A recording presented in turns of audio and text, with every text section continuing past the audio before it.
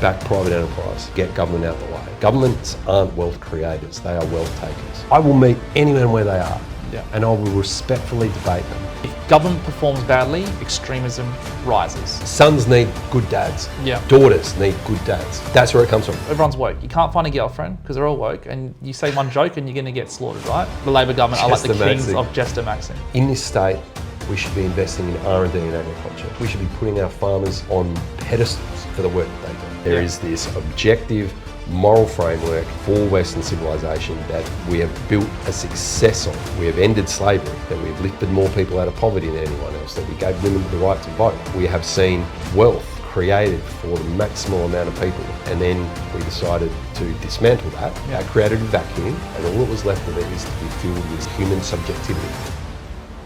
All right, guys, well, we're back with another episode. Yes, that's right, 4 episodes this week. We're joined by the awesome Ben Hood, who I've known for a few years now. But Ben Hood is number 1 on the ticket for the upper house for the Liberal Party. He's also the Shadow Treasurer. Is that correct? Yes. So yeah, it's an absolute honour to have you here again, Ben. How's everything going? Yeah, good, George. It's good to good to be back, mate. Yeah. Got the election coming up quite soon, so he must be very busy for you right now. It's been a big job since becoming Shadow Treasurer. I think about 3 months ago, but it's been a big I suppose 3 years of being in Parliament. When I took on the casual vacancy back in 2023. So done a few things in that time, and now we're only 10 days away from a state election. Yeah, well, I had Joanna here yesterday and she mentioned that you were there for 6 months and then you came in with such a strong bill, which is very rare to see these days, quite courageous. We're kind of admiring how courageous you were in that moment. What have been like your key takeaways from being in Parliament so far? If you could take any away. Oh, look, it's a different world. Yep. And I think that's the trap that politicians can probably fall into, because it's very insular. There's times where you're in Parliament House and you won't step outside. Like, you'll get there at 7 o'clock in the morning, you'll leave at midnight, and you will not have stepped outside. So I think the important takeaway for me, or one of them, is I make it a habit to get outside of Parliament, but I make it a habit to be home as much as I can as well. So, I grew up in Narracourt in the state southeast on the farm. I live in Mount Gambier with my wife and kids now, and it's important to be in the community, talking to the community. Well, even more important, listening to the community. Because we're there to represent the people of South Australia first and foremost, and if you don't listen to what the people of South Australia are actually saying, and you sort of, just make it up or think you know best, that's when I think politicians can come unstuck, and political parties especially can come unstuck.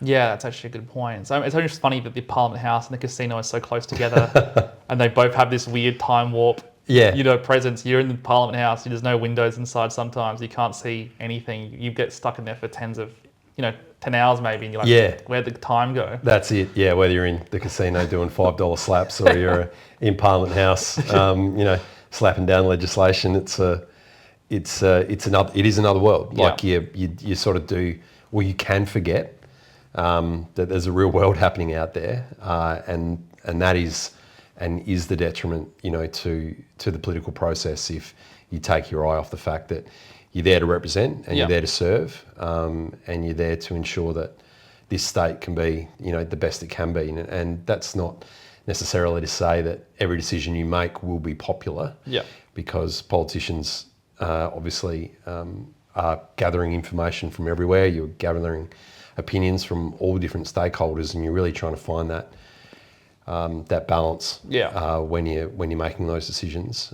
Obviously, you go in there with your own principles and your own convictions, and that's important as well.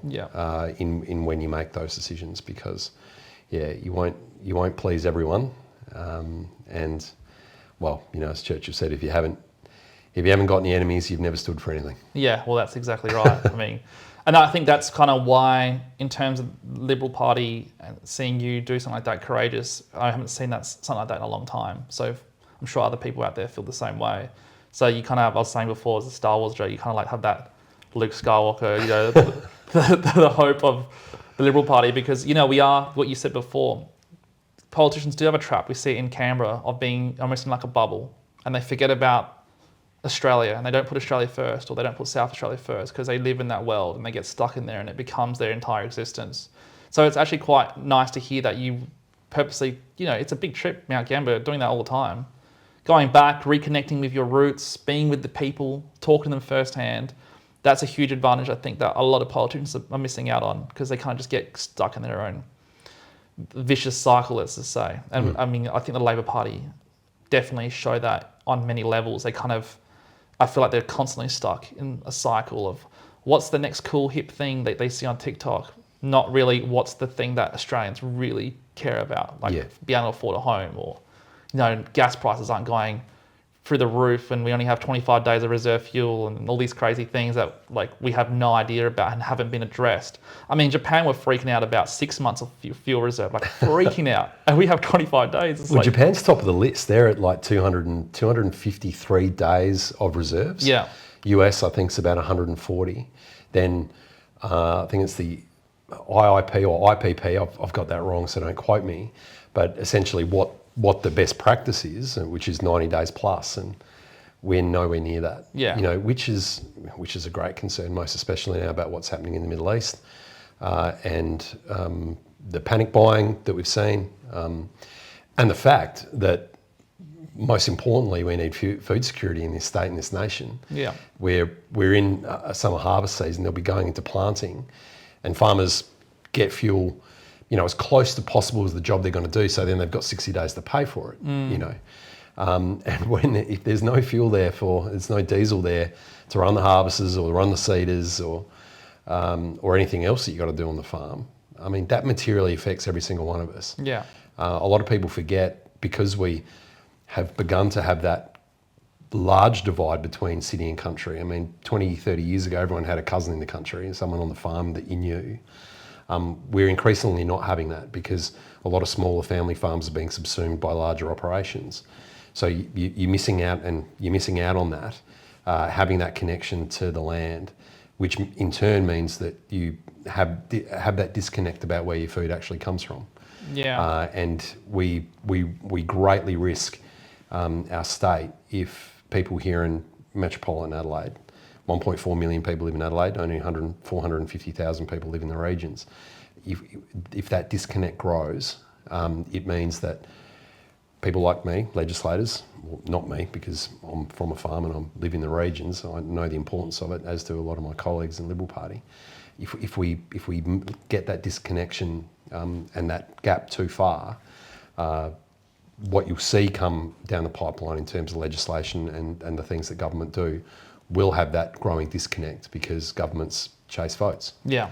And there's a lot more people live in Adelaide than do in the regions. I mean, we already see that in terms of road maintenance, health services in the regions and all those types of things. So I guess another takeaway for me is ensuring that regional voices are heard. And, you know, I've got fantastic colleagues in the Legislative Council in the Liberal Party, Nicola Centofanti, who's our Shadow Primary Industries Minister.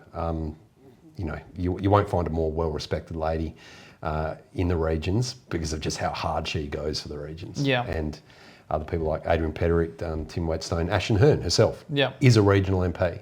It's really important, and you know, if I can do one thing along with my parliamentary colleagues, is to shine that light on the regions, and to ensure that people know that the opportunity for growth is there in the regions, and it's going to be a huge benefit for our state. If we back our regions, then it'll be a job done. Yeah. It's kind of eerie, because I was talking to Ashton about, you know, what we're watching in Europe unfold, these laws coming in France. And then literally the next day, I find out that Victoria has passed legislation to be able to take farmers' lands away. And this is like generational farmers, any farm, they could just take away without environmental assessment. And for renewable energies, that was the excuse. Net zero, climate change, of course, is always the excuse to destroy our farmers. So it was kind of shocking that is happening now in Australia. And is South Australia at risk of those similar policies coming here? Look, I think anything is possible. Yeah. We saw in the instance of WA only sort of 2 or 3 years ago with regards to Indigenous rights over land and whether farmers on their own land could, dig down past 50 centimetres without the approval of native title holders. That's a real issue. Yeah. Especially when you're seeding and planting and doing all those types of things. Fundamentally, for us, property rights are sacrosanct. For Australians to be able to own a plot of land, to grow their own food, to do those things without the impost of government is vitally important. Some political parties' slogans are "Vote for us because we'll help you." That should not be the position of government. It shouldn't be that, vote for us and we'll give you everything you need. The motto of government should be, we will make the roads straight and then we'll get the hell out of your way. We want to give you opportunity and aspiration to build your own life, to build your own wealth without the impost of government. Yeah. Like that should be our default setting. And all of those things speak to that when government come in and say, well, we're going to take your land because we need to put a whole heap of solar panels and wind turbines that are going to fall over in 15 years. We're going to have to do it all again. Yeah. And we don't know where we're going to put the wreckage of the rest of that, solar and wind infrastructure. There is nothing more important than I think the individual rights, and the government should uphold that and be as nimble and as small as possible to provide the services that people need, and past that, really get out of the way. Of course, there are the vulnerable in the society that we must protect and we must help. But also in saying that, 20, 30, 40, 50 years ago, that necessarily wasn't the job of government, it was the job of community because we were closer together. Yeah. And families looked after their elderly and families looked after those who couldn't help themselves. And we've increasingly put that back onto government and now we almost expect it. And that was writ large after COVID. Yeah, because I noticed, Albanese the other day was talking about public school systems and this is important because it's like, okay, why is society in Australia becoming so dependent on government? Why are they addicted to handouts essentially? Whereas we're losing our individuality, we're losing our entrepreneurship spirit, we don't have infrastructure, we don't have productivity in this country. And I think a lot of it comes down to the education systems, especially the public schools. The curriculum there seems to be geared towards creating almost like a victim population. Like we're all victims. They're all you've all been oppressed in some way. Like you have no identity. You have no there's all these weird caveats that create this environment, and then it bleeds into society as they grow older and older. And you see them vote for Labor or Greens because they feel like, oh, we must vote for a government that's going to help us. We always need help.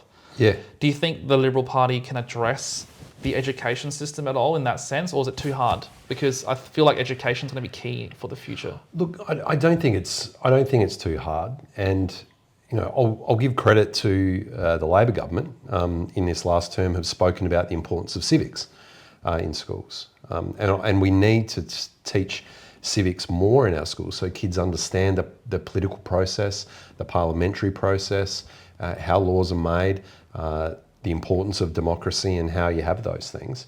I'm glad that they did that.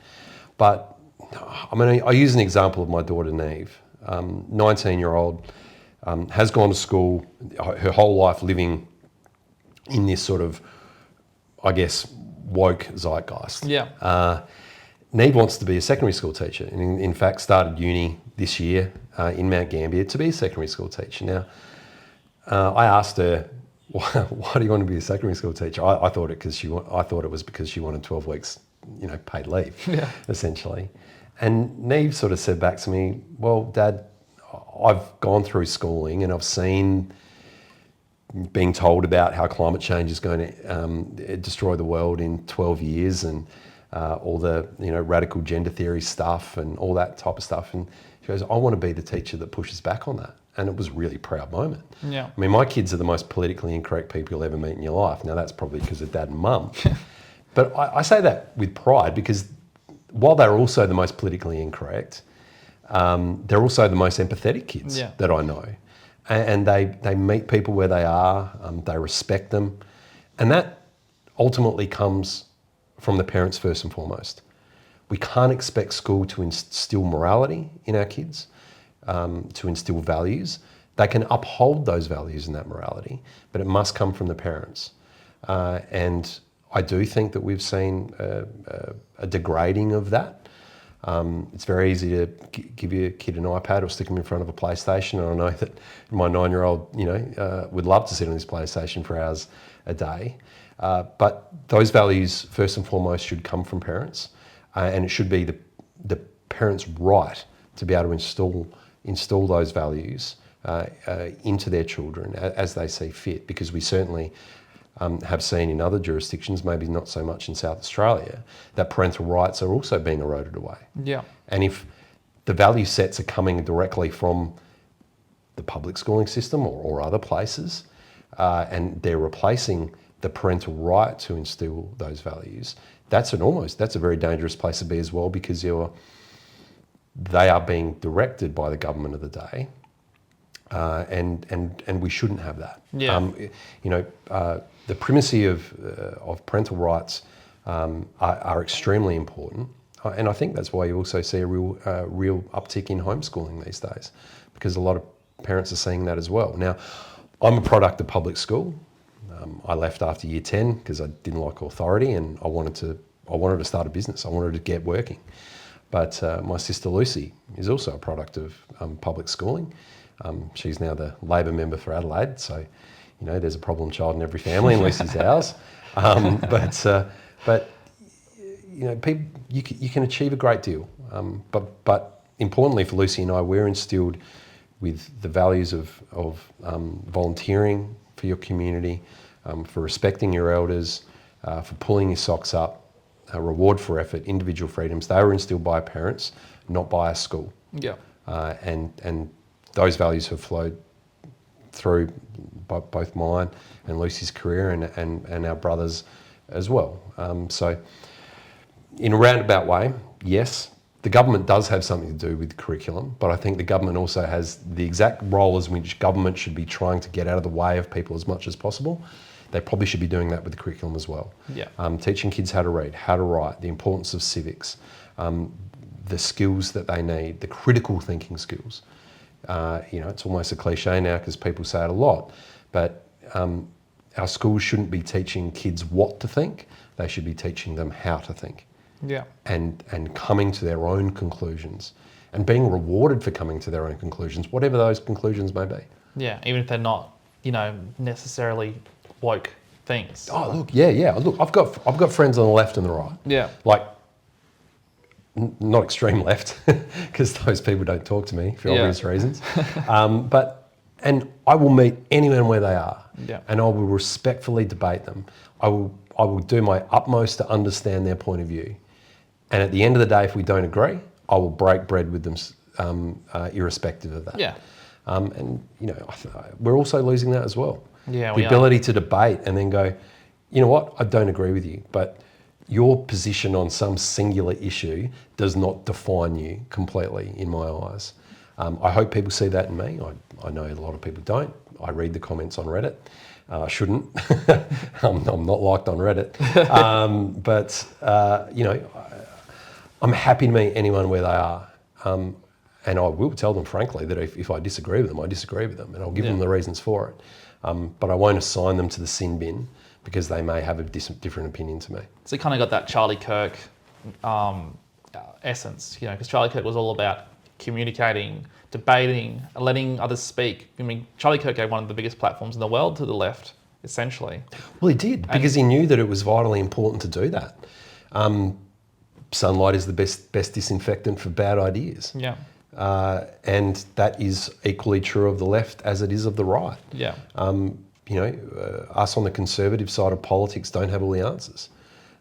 Some of the things that we think might, in the whole, fulsome of time, might be proved to be not particularly the best position to take. But that's equal of the left. But I think on the right, in a conservative sense, we we tend to be more often being able to say, okay, yep, no, I appreciate that might have been not the right position to take, and I can recalibrate my thinking. Yeah. It seems that some on the left are almost wedded to it as a religion and as an ideology and some of the things that they believe, and they will cancel you for even having a slightly different opinion, and they do that to their own, let alone those to the centre right. So in regards to the challenges that the Liberal Party face, like, because, you know, when you look at Rob Menzies in the 40s, 50s, 60s, the idea was that it was like a coalition of conservative people coming together. And obviously back then, conservatism is a lot different to what it looks like now. I mean, conservatism then was objectively conservatism. And now we've seen a shift, but kind of the Liberal machine functions on activism, like people being active, a community, a membership. And if that membership has shifted highly away from conservatism in its truest sense, is that one of the issues that, you know, the Liberals face? Is like they can't identify as a true conservative party because the idea of conservatism has shifted like really far away, and then you have people that might be in the party who aren't really true conservatives, and then that's why the outcry. It's like you have all these other parties, like for example, One Nation through social media have managed to kind of position themselves as the true conservative party. That's kind of their outlet. How do you address those issues? Like, because that would be some of the most difficult things to address right now, I think. Yeah, look, you know, the Liberal Party, again, probably a cliched term now though, but you know, John Howard described us as a broad church. Yeah. So we're the best of, you know, small L liberalism and conservatism. Yeah. You know, so you know, the conservatism of Edmund Burke, and I think that when those two sides are working together and there is that tension there, you tend to find, you know, the narrow path, the narrow road, you know, I suppose, to use a sort of biblical term, which is, you know, the hard one to walk. Yeah. And that's probably where a majority of Australians are standing, Yeah. which it tends to be in the centre. Now, that's not to say that in this country we don't have shifts to the left or to the right of that, and then that centre moves. And I do think that it's not necessarily that the centre has moved, but the left have moved further left. Yeah. But the goalposts have changed. But the goalposts have changed. Yeah. And while, you know, some people might label me as far right, I have not changed in my thinking for many, many, many years. Yeah. I mean, you know, there was one point where I had, you know, dreadlocks. Yeah. You're a music guy, right? So yeah. Well, that's what I'm saying. yeah. In the 60s, you'd be considered like almost a hippie. You know, you're not a conservative, Probably, you're a hippie. yeah. You know? I mean, like in my teenage years, I dressed exclusively from St. Vinny's. Yeah. You know, I wanted to look like Kurt Cobain. You know, I am a grunge 90s kid. That's just what I was. Got the Lego. At Lego and all that stuff. I wasn't politically engaged at all. Yeah. I only became politically engaged when Elle and I got married. We had kids. I started my business. I knew that what happened on North Terrace or Canberra was materially affecting my life, so that's why I wanted to get involved. But I think we have seen a shift, and again, that shift, I think, again, and now is coming back, and that's why we see One Nation, I think, rising up as they are in the opinion polls. What happens in 10 days will remain to be seen, and we can talk about One Nation a bit more later. But I think that's moved, and you know, Alex Anti talks about moving the Overton window and talking about those things, and you know, we've certainly seen that in terms of you know, radical gender ideology.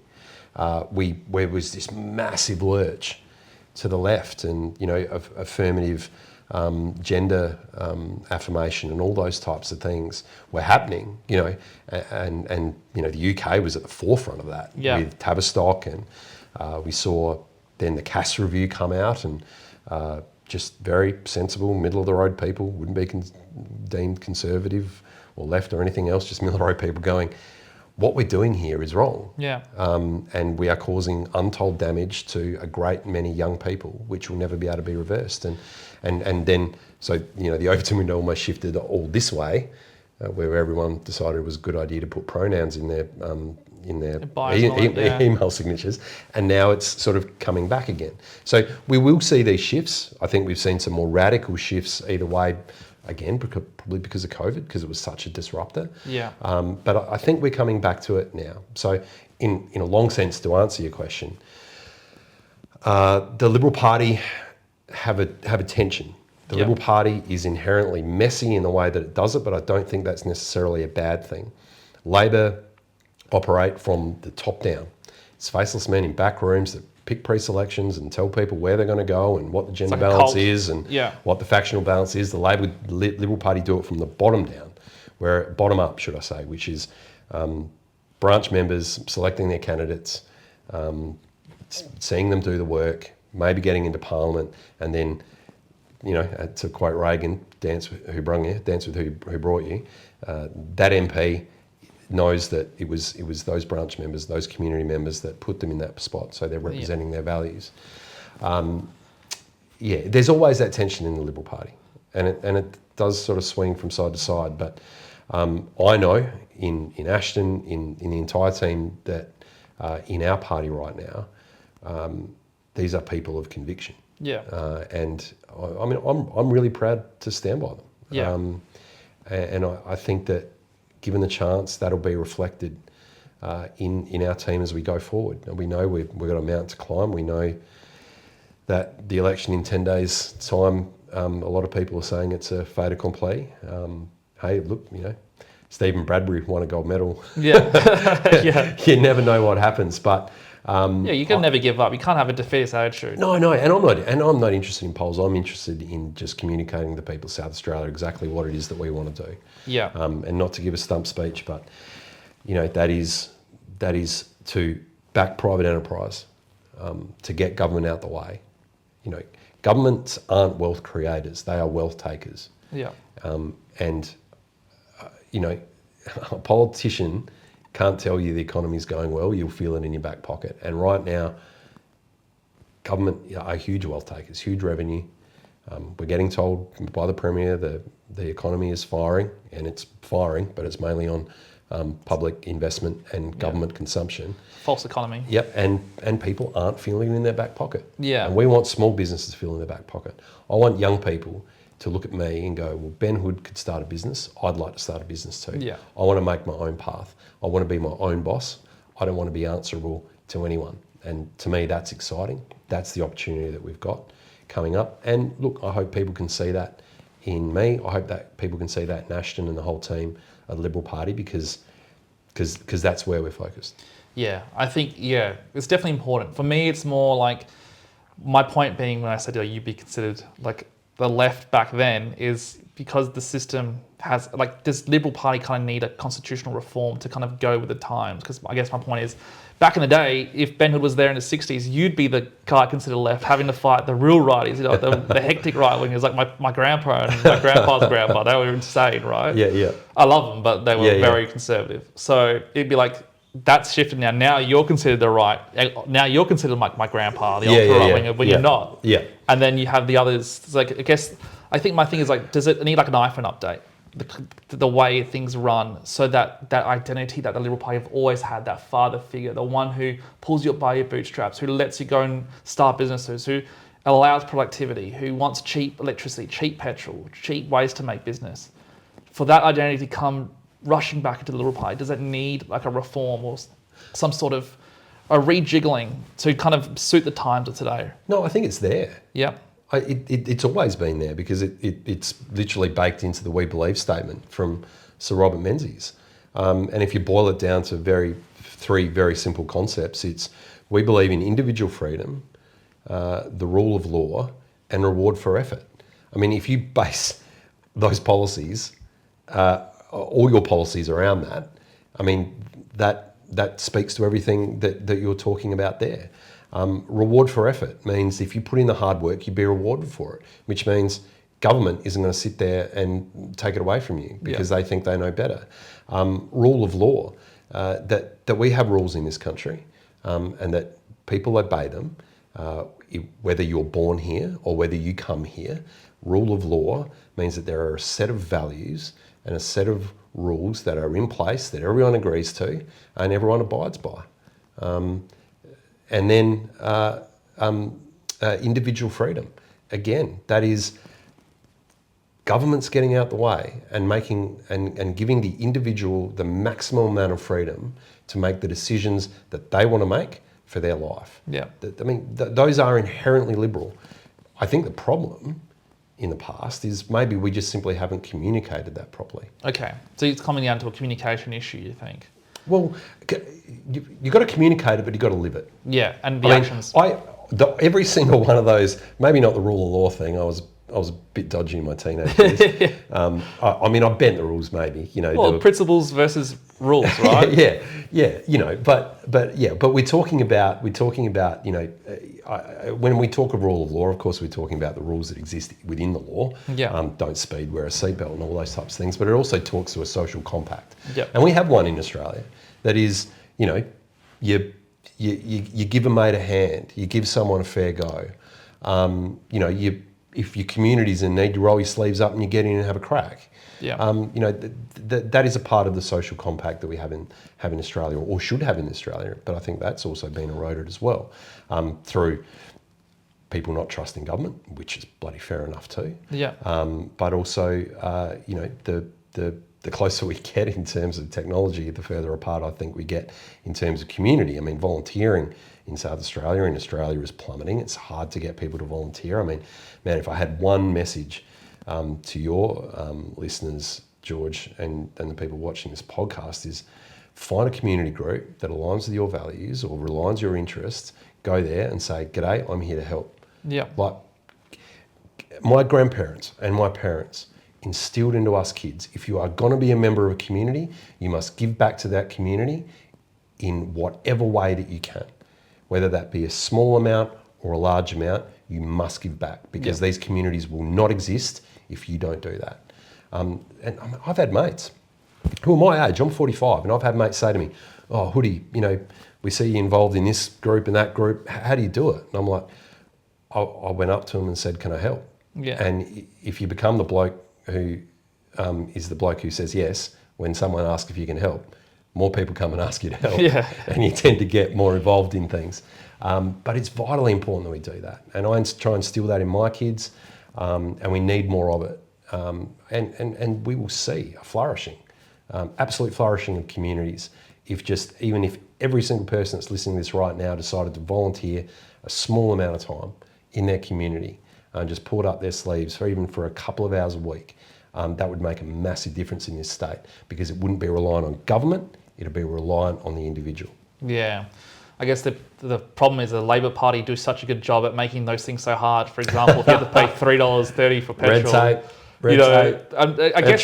I guess for me, the rules part, that's an interesting point. Because for me, from my perspective, one thing that was disheartening for me was too many rules. The pandemic was too many rules. Yeah.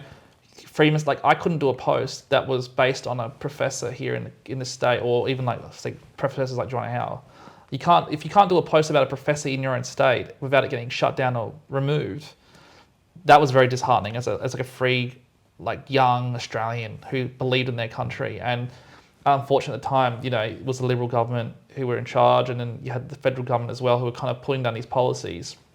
So that kind of really made me sad. That's the best way to say, sad and angry, because it's you're frustrated because maybe I'm wrong, but at least give me the opportunity to bring light, to disinfect, like Charlie Kirk style, bring something to the forefront. And there's rules, like our road rules, and don't steal something that isn't yours, don't take something that isn't yours, and property rights and those types of things. Good stuff.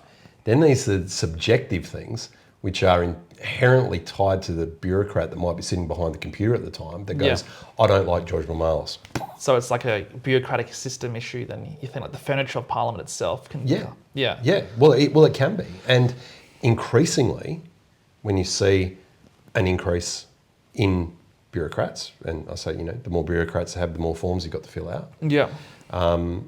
Then they will being unelected, just put into a job, have the ability, should the government allow them, to exert their will on some of those things. So it's kind of like, this is Americanized type, and sorry, Premier, but, the Americanized is like the shadow government. It's kind of the idea of a shadow government. You have a shadow bureaucracy who kind of sits there. So even if it was Liberal or Labor, it wouldn't really matter because the bureaucracy is the one that pulls the strings at the end of the day. Yeah. So you guys were just you had to be the unfortunate kind of sacrificial goat of the pandemic in a sense. Yeah. Because, Stephen Marshall's government was quite popular. He appealed to a lot of people from even the left, because he is quite a left-leaning kind of guy, So he had that appeal to such a broad amount of people, and then he had to be the sacrificial goat for this pandemic. Almost, I feel sorry for him in a sense because it was unprecedented.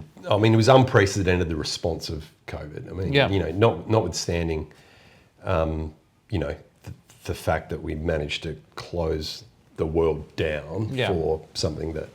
I can't even remember what the mortality rate percentage was. It was similar to the actual age of death. Yeah. In the end. Yeah. But you think about, the unprecedented nature of that and the response to that. We can wax lyrical about that. I mean, that was in the past.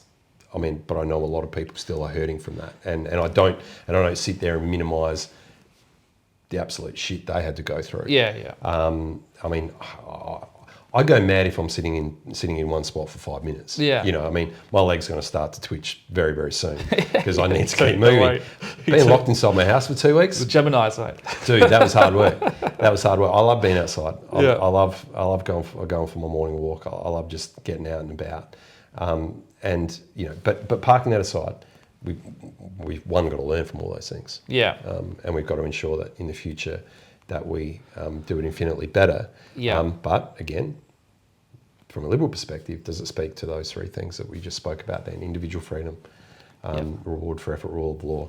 I guess that's the overlap though, right? So the freedom rule versus the rule, like the rule of law in that pandemic kind of beat the freedom in that one instance. Because the reason I'm prompting these questions is not because I'm trying to be an arsehole or anything like that. I'm just trying to get to the source of why we're seeing like this One Nation and like Reform UK and this global. It's like obviously 30% of the population minimum is like not going to move on from that 2020 and thing, and it's kind of leak onto everything now. Now it's leaking onto global overreach in terms of farmers and net zero and mass immigration, and like we're watching Labor government doing policy after policy after policy, which is so short term and destructive. The fact that I have to sit here and listen to the fact that our Labor government in this state is doing $5 billion of debt every single year, and to the point where it'll be $50 billion. When he started, the Premier was at $17 billion. So, and I know for the fact that my children and my children's children will have to pay that off. And, obviously the trauma of being a Greek Australian as well, watching my country have to go through complete austerity and just see the soul ripped out of that country. Watching that potentially happening here. And also talking to like people like South Africans and people from Rhodesia. Those countries are fantastic countries, and overnight they turn to absolute like disasters. Mm-hmm. So, it's kind of scary to think, can that happen here? Because you never think it would ever happen here, but we're looking like we're going towards that way with the current government doing what they're doing. I guess that's the fear. And if we don't have, a strong togetherness, because, obviously One Nation will do the best they can to take advantage of what they can, because that's how parties function. And if there's no connection between those two forces, it's like you have these two fantastic warriors, but they refuse to fight together. Are we going to be left with just the Emperor, the Premier, forever? You know what I mean? Yeah. I know. Look, I hear exactly where you're coming from. Look, I guess, to use an analogy, you have, let's say you're in high school, and you've got the cool kids group. And you've got some certain set of kids who, want to be in the cool kids group, so they'll do everything what the cool kids do. Then you've got just the people in the middle that aren't necessarily worried about it at all. Then you've got the rebels who just want to simply do everything that the cool kids aren't doing, or essentially want to do what they want to do. Yeah. Okay. I kind of look at nationally politics like that, where you've got. So who's the cool kids? Well, the cool kids are the globalists. Okay. Well, God bless because this agenda for covering our arable farmland in solar panels and wind turbines, and turning our back on nuclear energy and, putting all these pressures that come from multinational companies in terms of, carbon capture and all that type of stuff that goes onto our farmers, and farmers having to prove, how much diesel they use and how they offset that, and then they might not be able to get a loan from the bank and all those types of things. Yes. We've got a group of politicians that want to be in the cool kid group, which is, the globalists, the globalists. Well, it's like the Hollywood. It's the Hollywood elite. You listen to Grammys and you hear them talk. You're like, you are so out of touch. Yeah. But they think they're cool. Yeah. But and then we see it with people, standing on the steps, Grace Tame calling, from the river to the sea, and doing whatever they're doing and whatever the cause du jour is at the time, to wave whatever flag they want, and just literally trying to just align with homicidal maniacs, or we could have a government that is like going, no, I know where I want to go. I want to be Australian. Oh, okay. Old mate's delivering someone. 1 second. So yeah, in regards to the cool kids, I want to kind of expand on that. So you think the cool kids, they dominate through the media sphere, like the Hollywood sphere, the kind of like even the way corporate Australia has functioned in the last 20 years. I think that's kind of been a failed experiment. Corporate Australia kind of went down this whole HR, like everything has to be policed, you can't make jokes anymore, you can't have banter. Like a big part of Australia was the banter culture. Like I'm sure growing up, as a young guy, you have banter with your mates, you say ridiculous stuff, and it was all just lighthearted and fun. Yeah. No one got hurt from it. Oh, look, I mean, my mates still do it now. I mean, I've been called every name under the sun by my mates, but I know that they're doing it in jest, and I can call on them at any time to help me out, whether that's, come and helping me with some paving or, getting up on the roof or whatever it needs to do. And we had that self-depreciating humour and banter, and, I know from my friends who sort of work in government agencies or not-for-profits and those types of things, you can't say anything anymore. Yeah. Lest someone even remotely be offended, and that sucks. I mean, I think that we should just have that ability to laugh at ourselves, to take the piss out of someone else for a bit of fun, and be okay with that. I never saw that as a problem back then. Yeah. I know, it's a problem for people now, but that again goes to this sort of global sort of movement where we've got to have the oppressed and the oppressor. Yeah. That's communism at the end of the day, and ultimately I think that's sort of where it is coming from. I mean, there are people there that want to, completely destabilise and remove capitalism, just as, we've very much tried to remove God from society completely. What that does is creates a vacuum. Yeah. And it gets filled with human subjectivity, and not to sort of get on the religious bandwagon, because I know there's lots of different people that watch your podcast, but at the end of the day, Australia and most of Western civilization, in fact all of Western civilization, has been built on a Judeo-Christian moral framework. Whether you believe in God or not, that is the truth of it. There is this objective moral framework for Western civilization that we have built a success on.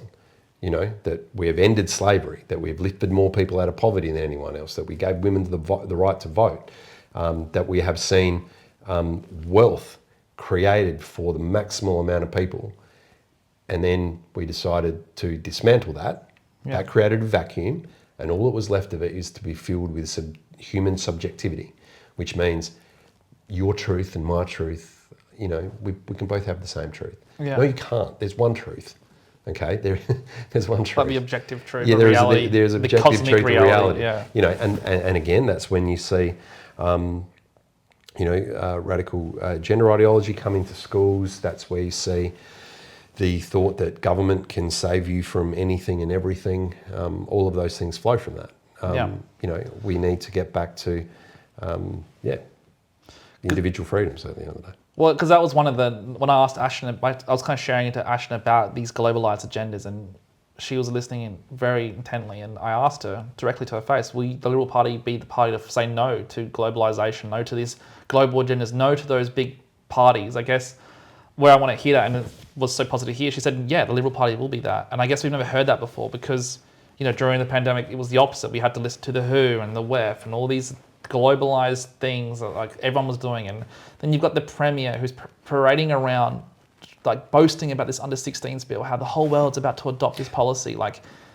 And I guess it goes back to Australians don't care necessarily about a globalised connection. What we care about is Australia first. This is the exact point. This is the exact point because there are opportunities globally for Australia. I mean, that's whether that's exploiting our copper resources in the north, exporting our agricultural produce, exporting our creative talents. Yeah. I love it when I see an Australian band or even a South Australian band make it on the world stage. I wish that was me. Yeah. That's what I wanted when I was a kid. Like I wanted to be the next Silverchair. Yeah. And I wasn't good enough. So that never happened. How good was Silverchair though? That's Yeah. That's it. Yeah. But there are opportunities globally for us. Yeah. But we should not ever replace in our absolute front of mind what is the best for this state and what is the best for this country. Yeah. And if the pressures that come globally to this nation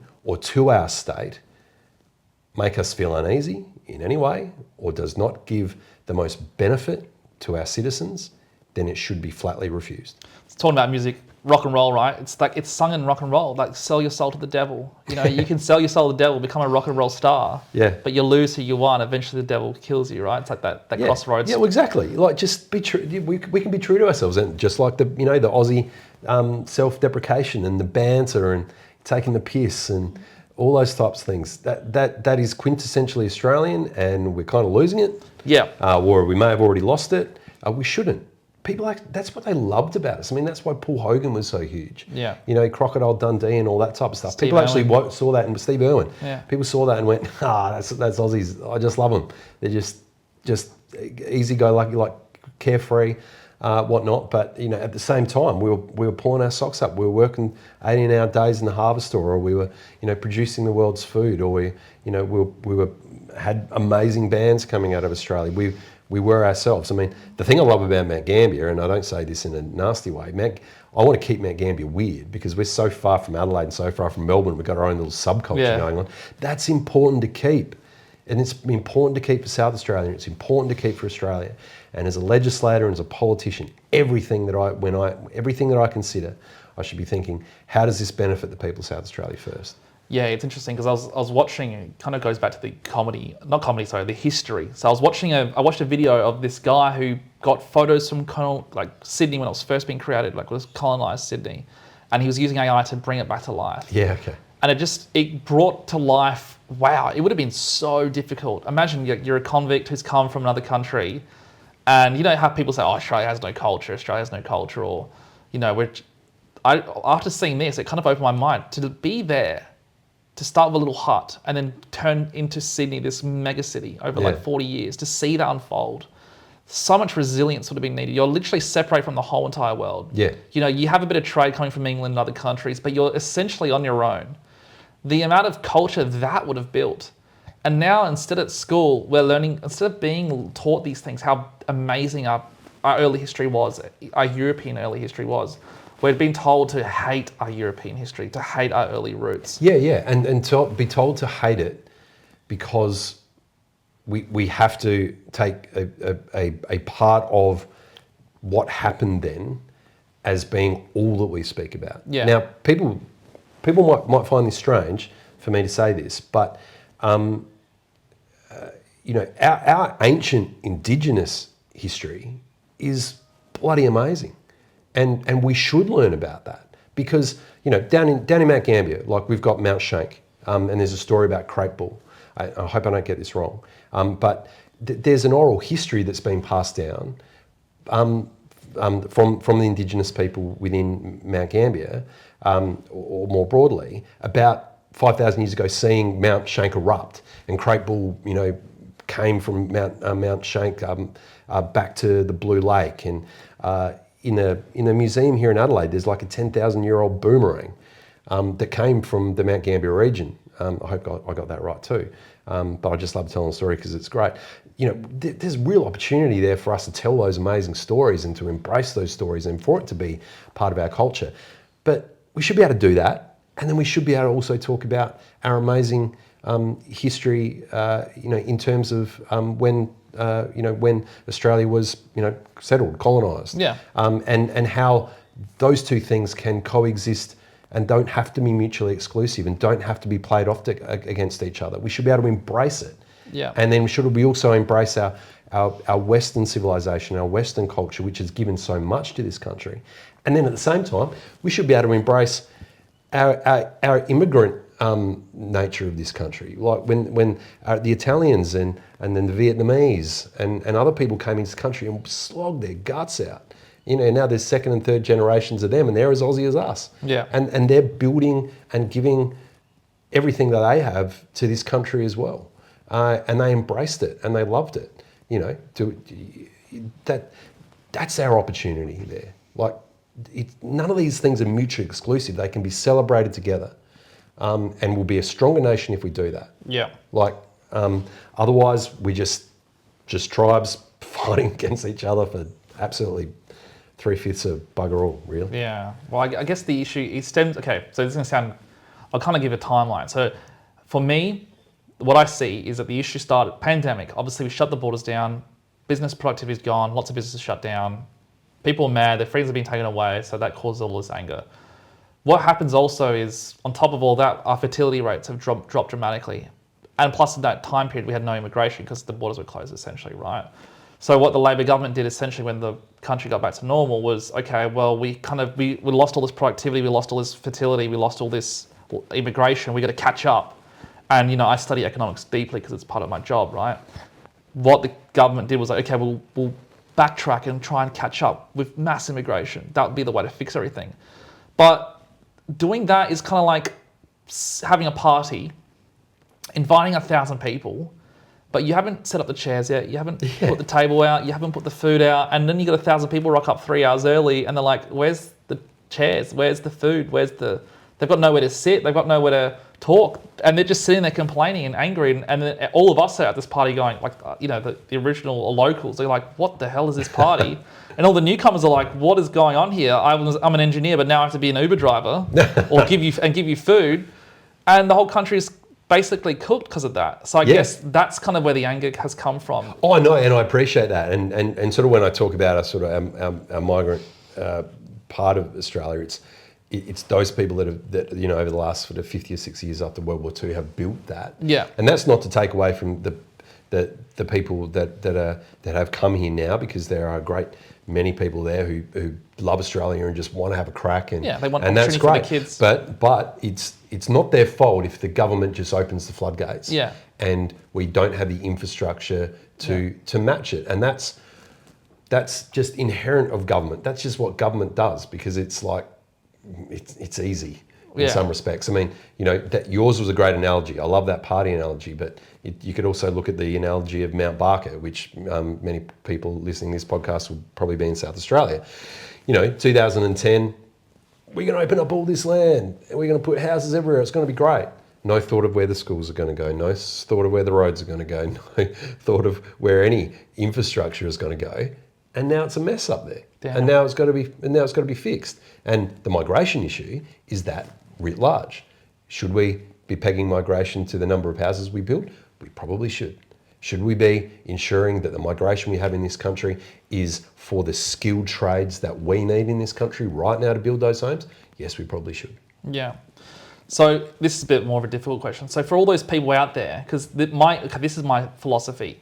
If government performs badly, extremism rises. So if you're a young man, you can't. Everyone's woke. You can't find a girlfriend because they're all woke, and you say one joke and you're going to get slaughtered, right? So you're single. You become an incel, right? I'm sure your young kids know about the incel movement, right? Yeah. A lot of young men. I know about the incel movement. You know about the incel movement. Because a lot of young men now are incels, and it's actually dramatically getting worse and worse. They're not partying. They're not going to house parties anymore. They're not going out. There's no clubs anymore for them to go and meet people. They're not going to the libraries anymore. They're playing games when they're on TikTok, right? So fertility is looking bad. These people have no hope. And then they get caught on these extremist cycles and they see all these radical... Well, you know why? They're looking for a dad. Yeah. Where's dad? Yeah. You know, my son's not going to be that. I wasn't that. Yeah. Where's dad? Yeah. Come on. Like, we need dads. So you think it's like a dad thing? Like social media has become the new dad? Dads listen to this right now. Dads step up. Yeah. You know, sons need good dads. Yeah. Daughters need good dads. Yeah. That's where it comes from. I mean, mum will be there to cuddle you and to give you that beautiful, loving, nurturing stuff that everyone needs, but everyone needs a dad.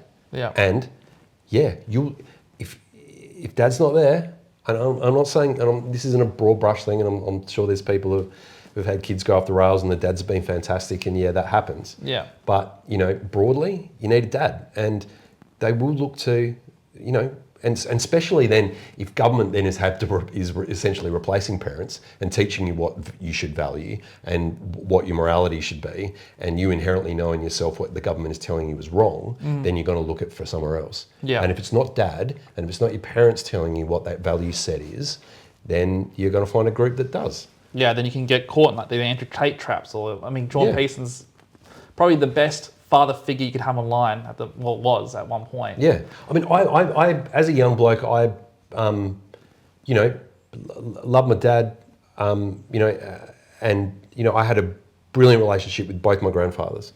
One was agnostic at best, probably an atheist, and then my other grandfather was a devout Christian and never drank in his life. Both of those men, you know, along with my dad and along with many other male figures in my life, you know, brought me up and taught me right moralities and taught me skills. And you know what? They gave me a whack if I needed it. Yeah. And I needed it quite a bit. Yeah. You know, and it was a good thing. And it was a very good thing. But you know, Now the Karens have got involved. the Karen. Karen's like, you can't. The Karens are like, hey. But it does worry me, and I think, you know, I'm probably going off in No, a million I hear you. different. I guess what you're kind of tapping into what the young guys are worrying about, because as I said, they don't have father figures. They think the government's weak. They can't get jobs. They can't get girlfriends. They're conservative, so they're kind of hopeless. And then they're gonna look at the elite and go, well, look at them. They're having the best time. They're on yachts, buying Bugattis, and I'm sitting here and I can't even have one sock. You know, so they're probably freaking out and they're gonna lash out. And then you need more rules to stop the lash outs, and then the rules create these problems where we're like losing that freedom, and then they're going to turn to populism, because that's kind of like, that's like the golden goose, right? We're seeing that in the UK. You know, Australians we have access to X, we have access to Face, we have access to Instagram, and we look across the pond and we see what's happening in the UK, and we go, wow, this was like the heart of British culture, this was like the heart of Anglo-Saxon culture, and it's being eradicated, and it's kind of concerning, especially if you're a young male, like, wow, that's our homeland gone, essentially. And then you see the rise of Reform, the rise of Restore, all these parties who are trying to come in, but they're almost having like a civil war at this point. And that's super scary. So the last thing Australians want is that happening here. We're lucky, we have a great ocean around us that protects us from illegal immigration. But unfortunately, we've seen in America, 30 million immigrants coming through the borders there. Sure, Trump's kind of fixed it, but they still have that 30 million illegal immigrant problem. And you're seeing the disaster of ICE and all these issues that have come from that. And then you also have the UK, you know, anyone can just get on a boat, over a boat, it takes you an hour and you're in the UK. So millions and millions of legal immigrants there.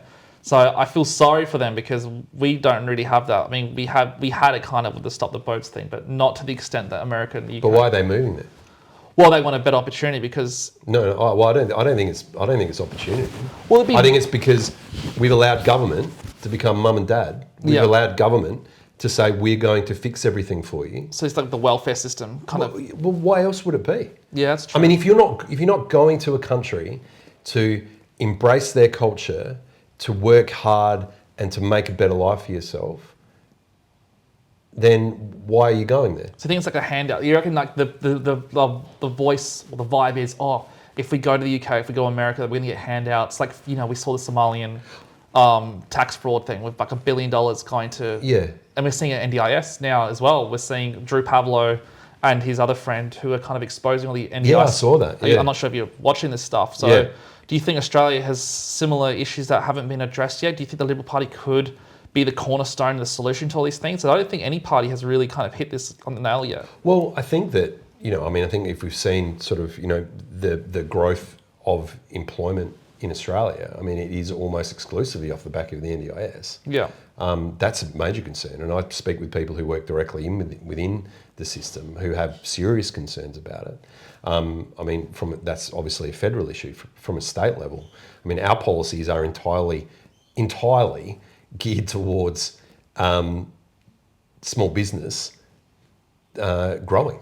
Removing payroll tax for apprentices and trainees, lifting the payroll tax threshold. I mean, I know I'm getting into sort of treasury talk now. That's but, good. So that allows businesses to grow. Like, they're not bumping their head up against this arbitrary ceiling. They can employ more people. They can grow their business. I'll say it again. Governments aren't wealth creators; they're wealth takers, and we need private enterprise. We need people to start businesses, to grow and to create their own wealth, and that in turn will grow the state and create wealth for the state. But it also instills in that person an inherent sense of value, an inherent sense of worth. I mean, I am a small business owner. I still am. I still got a company. Someone runs it for me. But for 20 years, I worked from home. As I ran a creative agency, we did, websites and illustrative work and corporate branding for companies all around Australia. And I had inherent worth in that. Like, I was happy. I was my own boss. No one told me what to do. And there is a huge amount of value in that. And you're working every day. Yeah. It's hard slog. Yeah. Yes. You work every day, but mate, Payoff's worth it. The payoff 100% is worth it. It is your effort. And you are rewarded for that effort. Yeah. It is easy to sit there and to play video games and to get a check from the government and to know that they're going to cater for every need. But as Margaret Thatcher said, eventually you run out of other people's money. Yeah. And that might be coming. Yeah. Well, I was talking to my plumber the other day. He came here to fix some stuff, right? And I was like, "How's it going out there?" And he goes, "We can't find workers. Like, the young guys don't want to work for $20 an hour for 4 years, and they can barely afford their rent." How you gonna, So how are you going to afford? So they're running out of traders, especially call them native tradies, Australian tradies, and that's why we have to kind of, Labor's like, "Well, we'll fix it. We'll just keep, as the Premier said, the arse wipers. We've got the arse wipers and the slaves, the builders to come in and do all the dirty work, and all your kids will work in the submarines and be rich and successful, and we'll let all the immigrants do the Premier there was essentially talking about a caste system in South Australia. Yeah, it's cool. Like what they have in India. Yeah. A caste system. Seriously.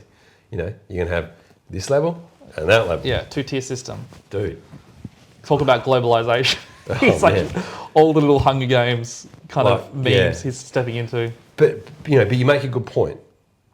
Yeah, no one wants to be an apprentice because they can't afford their rent. Yeah. And groceries are through the roof. All of those things are inherently tied to government policy, whether it be federal or state. Energy prices in South Australia are up 43% over the last 4 years. That is because we have a target, an ideological target set by the state government to reach 100% net renewables, right? Why? Why do we need to do that? Because the Karens love it. Because it sounds nice, because it's a good media release, and the Premier can stand there and cut a ribbon. Yeah.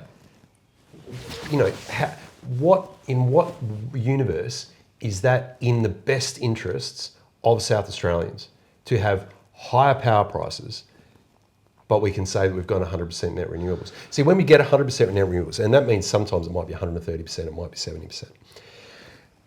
There is a report out from the University of Victoria, Victorian University, not the biggest right-wing think tank you'll ever find in your life. It's a surprise.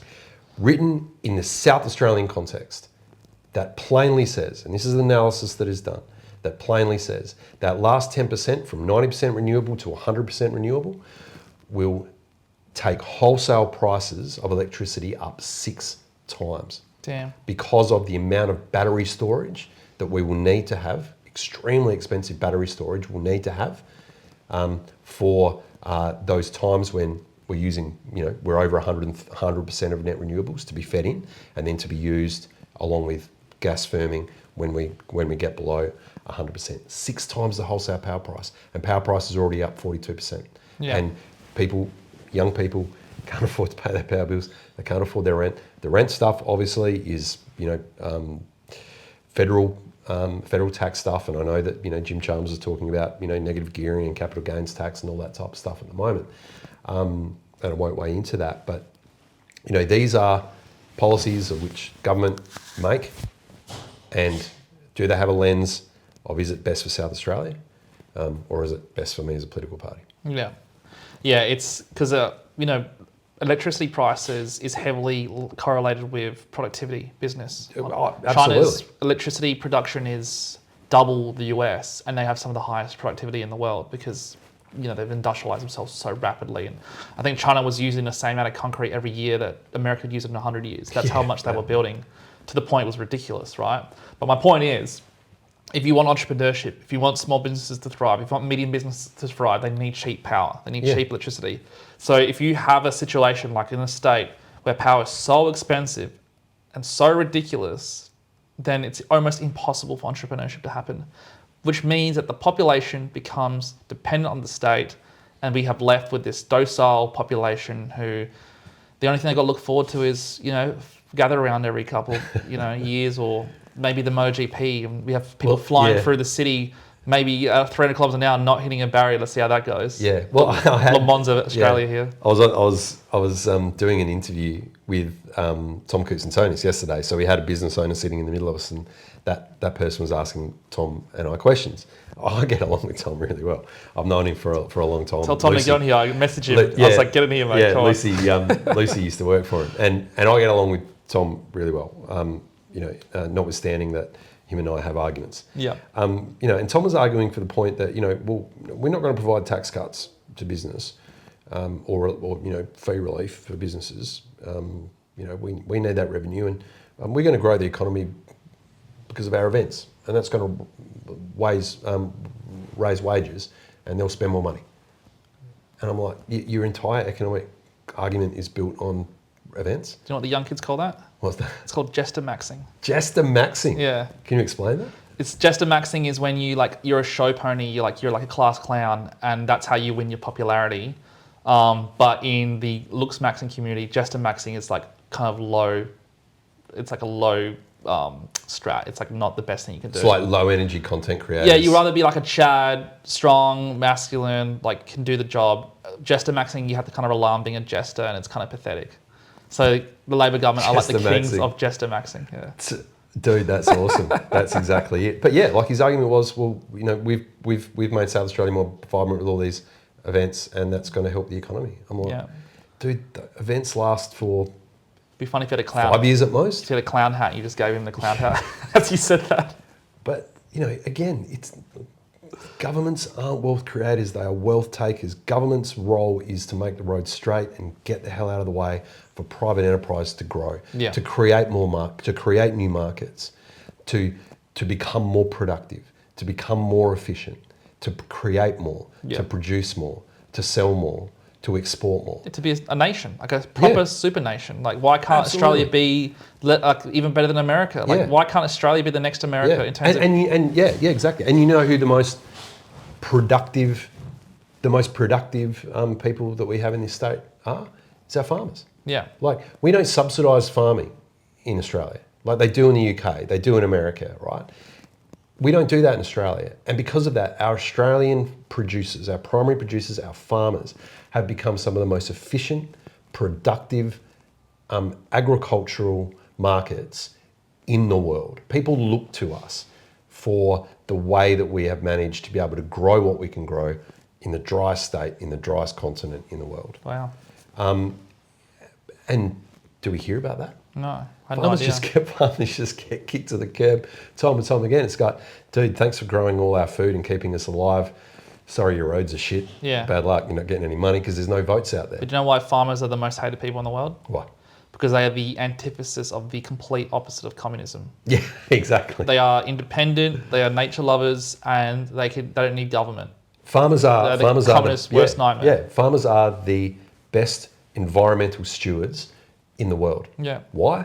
Because their wage, their profit is inherently tied to the arability and the sustainability of their land and of the animals that produce their meat and milk and wool and all those types of things.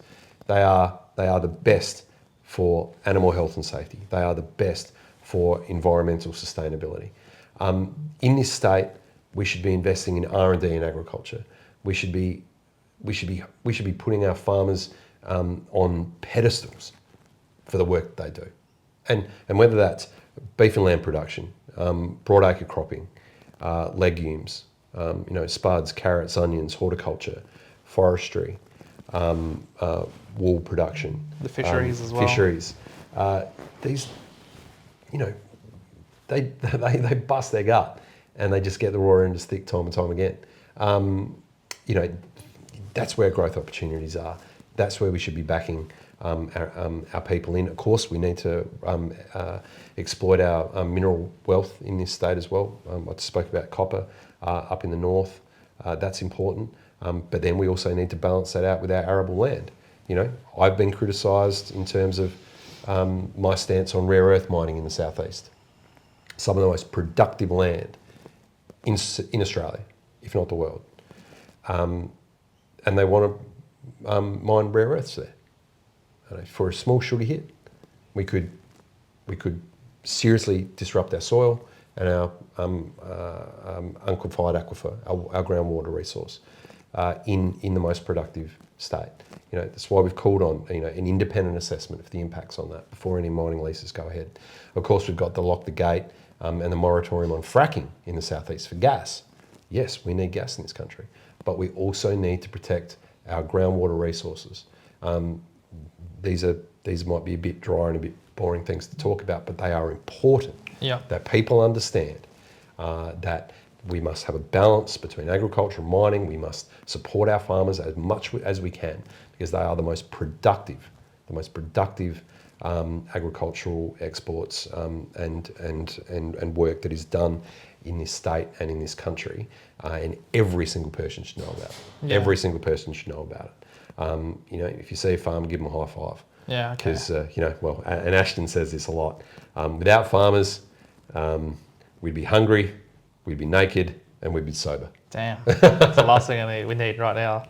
In regards to, kind of touching this a little bit in terms of, Australia becoming a superpower in some ways, there's no reason why Mount Gambier can't be the next big, city or other cities like that.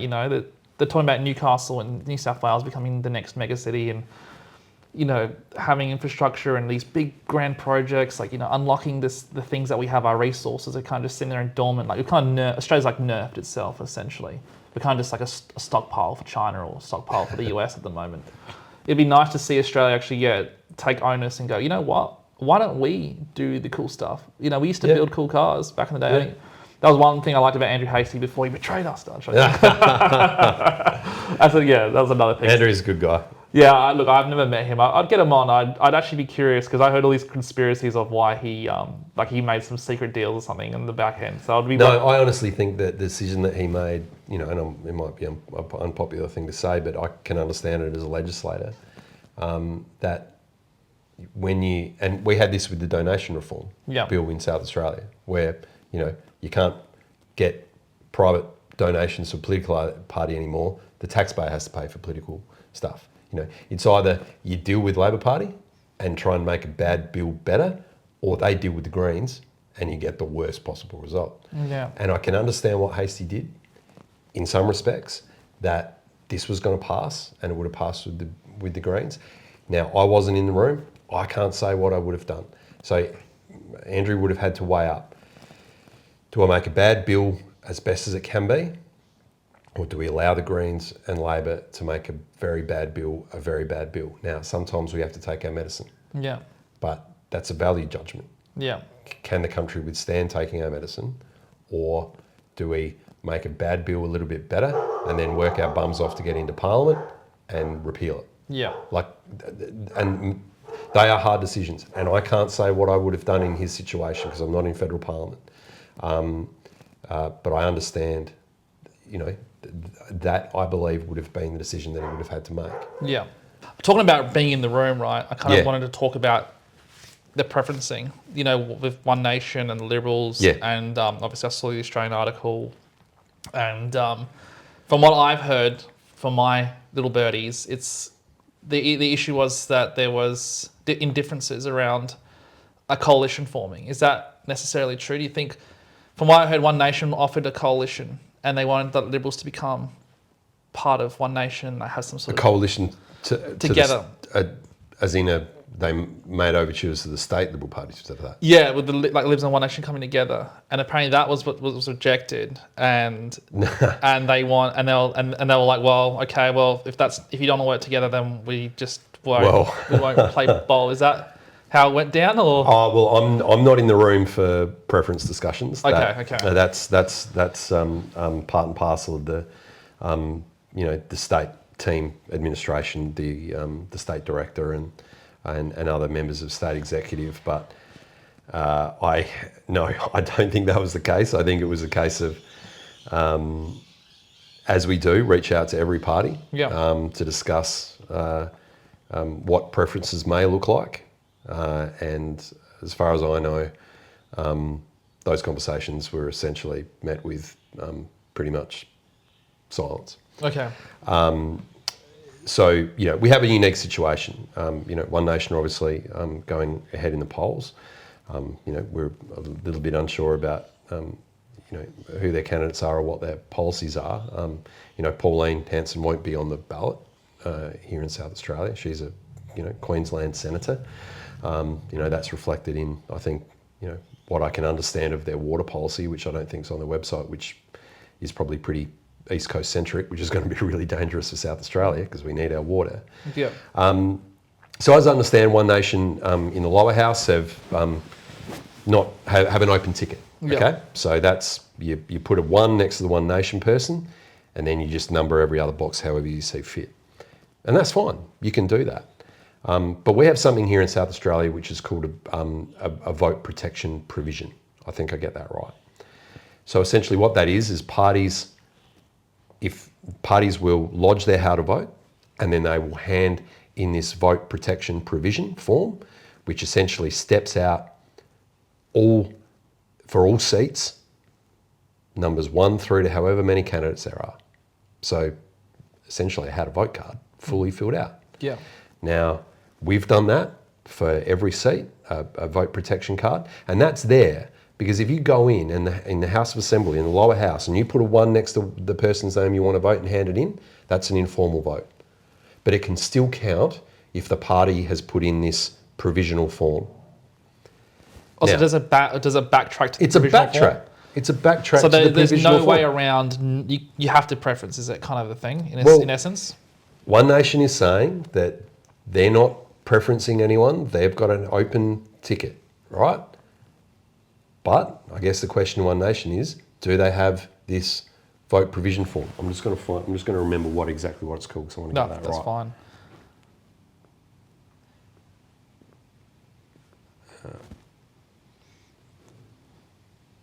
Vote saving provision. Because my reason why is we had to do our how to vote cards. Yeah, and, well, I got the form here. I thought I'd bring it along, so I wanted to talk about that. Right, so this is the House of Assembly voting tickets lodgement. So this is this is for the House of Assembly District of Adelaide, right? So voting ticket number 1 indicates the name of the order, and then voting ticket number 2. Okay, so there's a vote saving provision. So if someone goes in and votes for One Nation and they put a 1 in the name of the One Nation person and then don't fill out any other boxes, that is an informal vote. Unless there's a vote saving provision form that One Nation's put in, which then all those preferences will flow. So the question is, has One Nation put in their vote saving provision, and what does it look like? Where's Labor on that? Yeah. Because they've been talking, pretty hard against Labor and the Libs. Where have they put them? Because they've said they've got this open ticket, but if they've got a vote saving provision, then the preferences are going to go somewhere. If people only put a 1 next to the One Nation name. So it's like a veto effect. So if you only put 1, by veto it goes to the safety, like the provision. As I understand it. And then that will be. And do all parties? Do they have to put in? I don't believe you have to put in a vote saving provision unless you do your own how to vote cards. Yeah, well, all our how to vote cards are numbered 1 through to however many candidates there are. Yeah. Okay, so Our vote saving provision is exactly the same as what our how to vote cards are that are public. Yeah. Okay. One Nation has said, well, we're doing an open ticket. We're not preferencing Why do anybody you in the think lower that? house. Why do you think they want to do that for? Well, I guess they want to be able to say to people, well, you make your own mind up. But if you don't make your own mind up and only put a 1 next to One Nation and hand your ticket in, there is a preference flow because it comes from that vote saving provision. Have One Nation put one in? And if so, what does it look like? Yeah. I mean, all our how to vote cards are public knowledge. So if they haven't put one in, what does that look like then? I think that means that House of Assembly or lower house sheets that aren't filled in correctly are informal. So they don't count then? As I understand, yeah. Okay, wow. So so you're saying there could be a bunch of One Nation votes that don't even count, potentially? Well, yeah, again, this is as I understand it, and I'm no expert. Yeah. It's a little bit of mumbo jumbo, Yeah. but I guess, look, we got to talk about it, disinfect it with some light. So if we can, the more we talk about it, the better, because, the way we do voting here in this country it can be very confusing for a lot of people. And that's why we do our how to vote cards, because we understand that and we create safeguards in our Turning Point how to vote cards to ensure the best outcome for parties that are aligned with Turning Point's values, which are, Christian values. Yeah. And in this state, Orthodox Christian values, because me being from an Orthodox background, I feel like having a high church there is kind of something we need right now to stabilize, kind of like a stronghold example, just for now. You know, it's just something I feel like it is going to be the most important thing moving forward. Yeah. The last thing we want is the Labor Party dominating lower house and then also having the upper house. Yeah. Because then we've lost. Well, they'll push through, like I was hearing whispers of prostitution being legalised, treaties being legalised. They will do that. They will do that in this term. Yeah. They will do that in this term. They will decriminalise prostitution. What are the worst things that you think, make a prediction. What are some of the policies you think Labor will push through if they do have superpower dominance in the government? Well, I mean, they have carte blanche. They can do whatever they want. But what would it look like? Prostitution, one. It's probably a treaty. It's probably a sure thing. Well, we know that they're committed to treaty. Yep. And with treaty becomes reparation. So in Victoria over the last 10 years... So more taxes, essentially. Well, in Victoria in the last 10 years, Victoria have spent $700 million in treaty negotiations alone. Yeah. Right? Okay. What comes after treaty? Truth. So there's voice, truth and treaty. And Labor haven't ruled it out, reparation payments. Okay? So if you want to talk about, private ownership of land and individual rights, reparation payments, dude, that hasn't been ruled out. Notwithstanding the $700 million of treaty negotiations in Victoria, that's coming for South Australia. Damn. Okay? Because they've committed to Uluru Statement of the Heart. And to go back to the One Nation thing quickly, because you are right, we can risk more Labor MPs. And I've said this publicly, that One Nation not choosing to preference Liberals or to do an open ticket is a highly destructive move, because it will guarantee more Labor MPs. Do you think, because this is kind of why I'm guessing, One Nation's whole thing is like they want to be seen as the real Conservative Party and they feel like Liberals can't live up to that, so they have to do this. Do you buy into that sentiment, or do you think Liberals can Liberals get that? Well, anyone looking at this podcast isn't exactly going to call me a left wing or other. Yeah. Like, seriously, come on. Uni Party? David Spears himself, when he was leader of the Liberal Party, was the first state Liberal leader, first state leader anywhere to come out against the federal voice. Yeah. And the campaign that was run here by the Liberals against the federal voice was one of the best in the nation. That's why we had one of the highest votes, no vote, okay? Yeah. We voted against the voice here in state parliament as the Liberals. Ashton, in her first act as leader, literally walking out of shadow cabinet to the press conference, we will repeal the voice. Yeah. Okay? Have we got everything right? No. Yeah. Has One Nation got everything right? No. We're a political party. We're fallible. We make mistakes. Sometimes we take the eye off the ball. I am going to make mistakes in Parliament, all right? There is no doubt about it. But I will listen to the people who tell me I made those mistakes. Yeah. I will take everything that they say on board. And in everything I will do with conviction to my values and to what is going to benefit South Australia the most. Yeah. And I can say that for a great many of my colleagues as well. In fact, all of them. We are there to ensure that South Australians have the maximum amount of opportunity and aspiration to do what they want to do with their lives, and for our governments not to get in the way. What One Nation will risk is more Labor MPs, which means a majority in the lower house. It could mean a majority in the upper house. And yep, Corey will have some fun in the upper house, and he's a very wily politician, and I respect him for that. But it won't change the fact that Labor will have carte blanche to do whatever they want to do in this state for another 4 years, and that is simply unacceptable. I think the concern is for, like, okay, I'll talk about my kind of community. I call it the turning point community, I guess, or whatever. They call us the right-wing community, whatever we're called, right? I guess the whole thing is, and this is why it was nice hearing Ashton say we're going to fight this globalist agenda, right? We've never heard that from a Liberal leader before say anything like that. I guess it going to mean something, because I think the shadows and the trauma of the past, the pandemic, freedom of speech bills, like even the anti-Semitism bill, like all this stuff just causes more and more concern. And I kind of explained this to Ashton.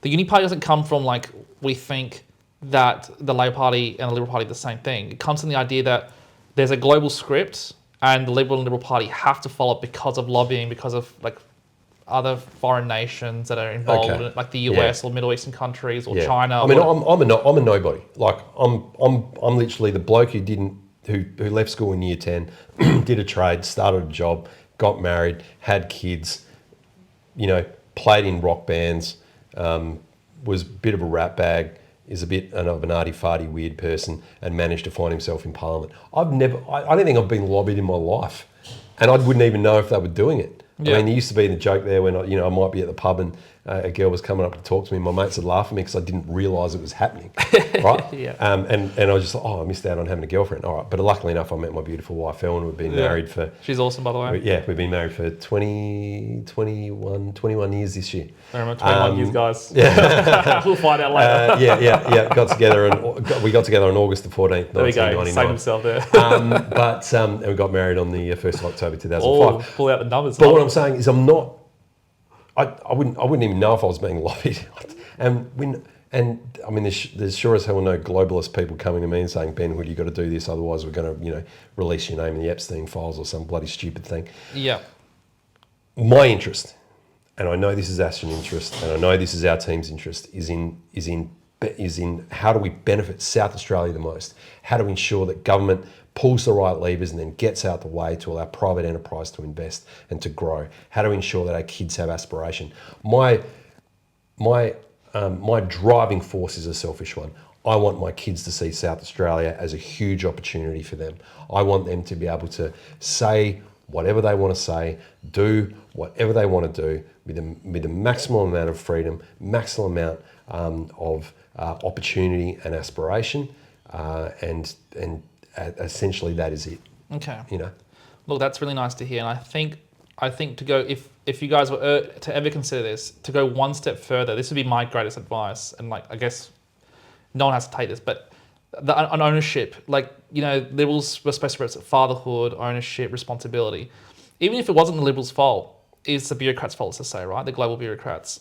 If Liberal Party be like, you know what, we're going to take responsibility, even though it's not entirely our fault, and we promise it will never happen again, like these kind of things we had to go through, and we're going to always put South Australia first, Australians first, I think that would just really change the entire dynamic of the conversation right now, because only One Nation are kind of trying to pull that string at the moment. So, and the beauty about One Nation is because they weren't in charge at the time, they don't have to really take ownership. They can't really take ownership. Like Pauline Anderson can't say, oh yeah, it was my fault that we shut down the entire country and we're filling it with millions and millions of immigrants.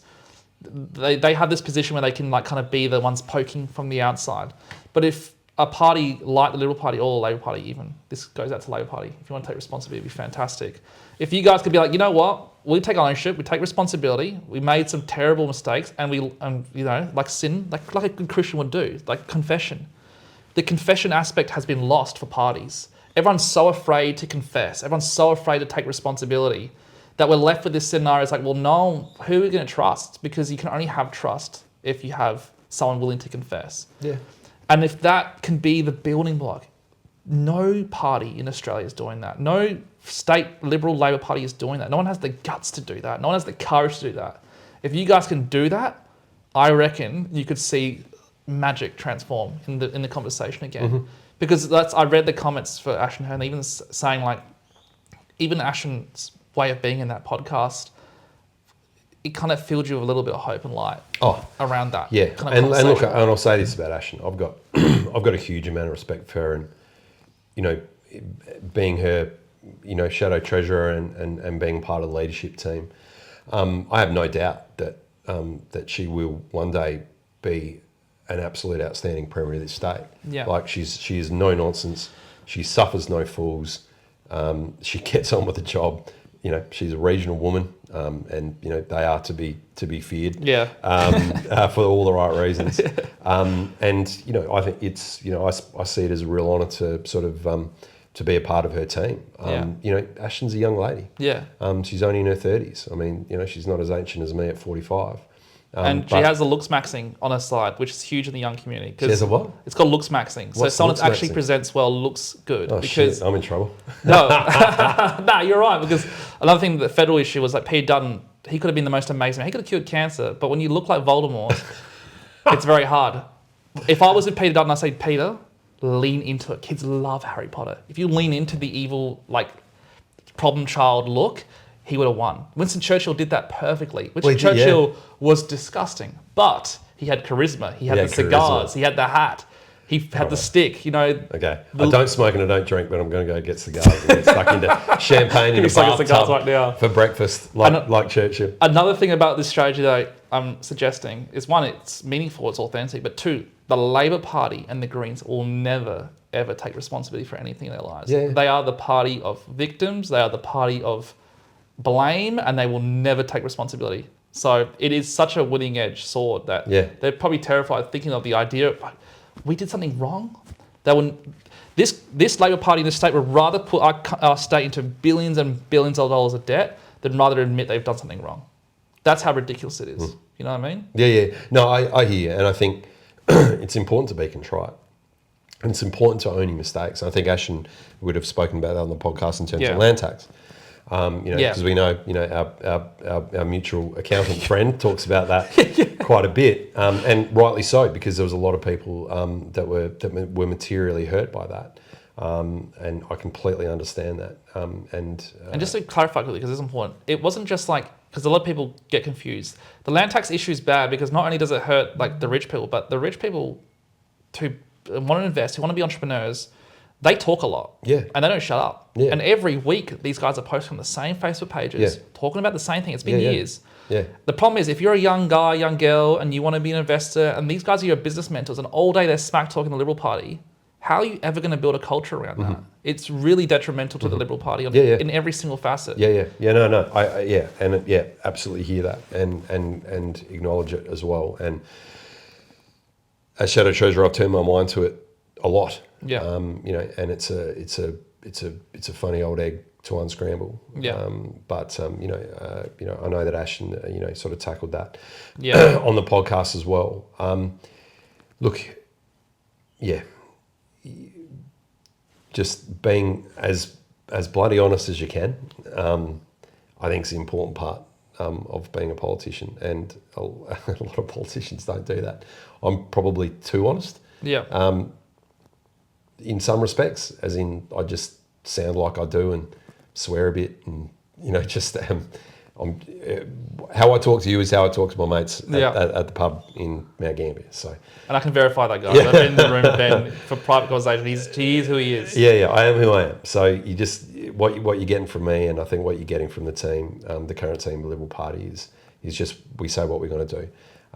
It's not, you know, we're not handing out free cookies and doing all this and, you know, making everything free and saying that the government is going to look after you. All we're saying is we believe that the people of South Australia have got an inherent value.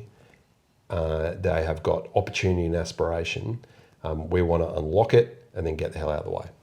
That's really just it. Fantastic. Well, on that note, Ben, I just want to say thank you again for coming here. My And pleasure. before I let you go, is there anything, last message you want to say to, you know, the viewers and the people who'll be listening to this today? If there's one message you could lead them, especially leading up to this election, what would that be? Yeah, look, well, probably just what I said, but think deeply about where your vote goes. Look at each candidate, spend a bit of time thinking about it. Don't just do what your mum and dad used to do, or what you might read on Reddit, or what. Especially not Reddit. Reddit's terrible. Yeah, exactly. Definitely don't do on Reddit. Or conflating or conflated issues of what might have happened in the past. Just have a look at what each party's offering. If you want to have a look at what the Liberals are offering, go to brightersa.com.au, jump on my Facebook page or Instagram, have a look about what I'm saying, and then make your choice. But again, we want to make the road as straight as possible, and then get government out the way for young people, for businesses, for nurses, for tradies, for everyone in SA to have a real crack. I mean, I'll leave you with this. We live in the 21st century. The most amazing point in human history.